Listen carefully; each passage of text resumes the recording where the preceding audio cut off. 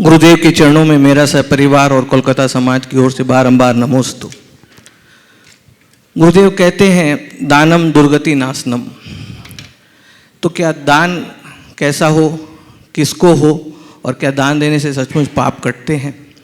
बहुत अच्छा सवाल। दानम दुर्गति नाशनम, ये शास्त्र का बहुत ही प्रसिद्ध वाक्य है और दान देने से निश्चित पाप कटते हैं, दुर्गति टलती।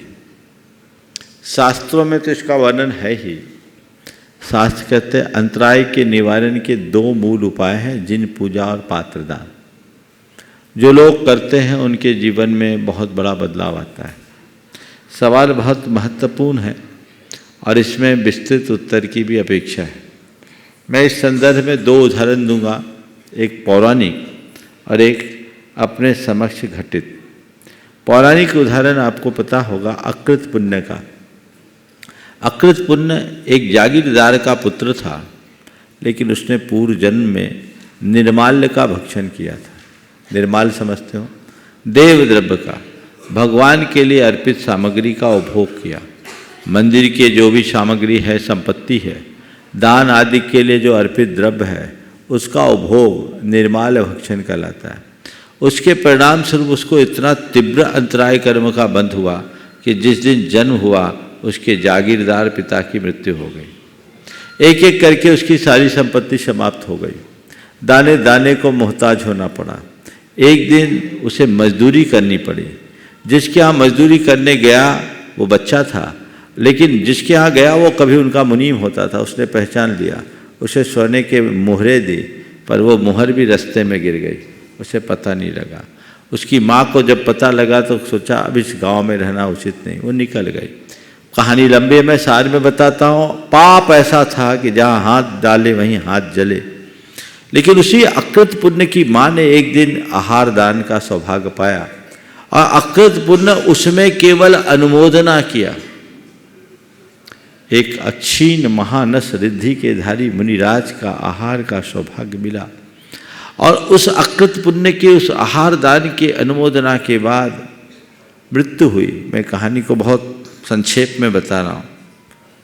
उस दान के पुण्य के फलस्वरूप वह स्वर्ग का महर्दिक देव हुआ और देव बनकर वापस उसी माँ का पुत्र बना, जिसका नाम हुआ धन्य कुमार। धन्य कुमार चरित्र सबको पढ़ना चाहिए। वो धन्य कुमार जहां जहां गया उसका घोर अभ्युदय हुआ। पलट कर नहीं देखा पाप पुण्य में कैसे पलटता है, दुष्कृत्य से पाप कैसे हावी होता है और पाप को पुण्य में कैसे पलटा जाता है। मैं समझता हूँ इससे अच्छा उदाहरण और कोई दूसरा नहीं होगा। हालांकि पुराणों में पात्रदान की अन्य भी कथाएं। अब एक मैं अपने बीच घटी हुई बात कहता हूँ। एक व्यक्ति को 10 वर्षों से लगातार नुकसान हो रहा था। व्यापार में नुकसान हुआ, बीमारियां भी हुई, रुपया लोगों ने दबा लिया, जहाँ चाहे जहाँ हाथ डाले वहाँ नुकसान। एक दिन उसने मुझसे अपनी व्यथा कही। बोले महाराज जी, कोई रास्ता नहीं दिखता, जहाँ हाथ डालता हूँ वहाँ नुकसान होता है। मैंने उसको सलाह दिया कि देख भाई, तेरा तीव्र अंतराय कर्म का उदय है। ऐसे समय में तू कुछ मत कर। तेरे पास कुछ बचा है कि नहीं? बोले महाराज जी, भाग्य से केवल एक प्रॉपर्टी बची है और मकान बचा है, बाकी तो लगभग सब खत्म है, धंधा तो बैठ ही गया है। हमने कहा ठीक है, जो है उसको बचा के रख, लेकिन तू अभी कहीं कोई निवेश मत कर। तू एक काम करना शुरू कर, रोज भगवान की पूजा आराधना शुरू कर और रोज दान देना शुरू कर। तुझे बिना दान दिए भोजन नहीं करना है। भले तेरी शक्ति के अनुरूप तू 1 रुपया का भी दान दे, पर उत्साह के साथ दान देना कि दान दे करके ही मैं मुंह में अनाज डालूंगा। सुनकर आश्चर्य करोगे। उस व्यक्ति ने मेरी बात का पूरी तरह अनुकरण किया और 6 महीने नहीं हुए दिन फिर गए जो उसकी प्रॉपर्टी थी उसकी बहुत कम वैल्यू आंक रहा था। संयोग से 120 फीट चौड़ी सड़क निकल गई। उसके प्रॉपर्टी के आगे किसी दूसरे की प्रॉपर्टी थी, वो सड़क में चले गई। इसकी वैल्यू 6 गुनी बढ़ गई और वो आज मुड़ कर नहीं देख रहा। ये सामने की बात है। कई लोगों के साथ ऐसा हो सकता है। जो दान देता है उसका उत्कर्ष होता है, पर तभी जब आप उत्तम भावों के साथ दान दो। आप लोग दान देते कम हो, गिनते ज्यादा हो। मैंने यहां उतना दे दिया, वहां उतना दिया, गिनोगे गिनाओगे नहीं। उदारता से, अपने आप को कृतार्थ करने के भाव से। और दूसरा उदाहरण और दे दूं, नाम लेके दे देता हूं। अपना अतुल भाई है, सबके बीच का है, अतुल अधानी है ना। वो जब मेरे पास पहली बार आया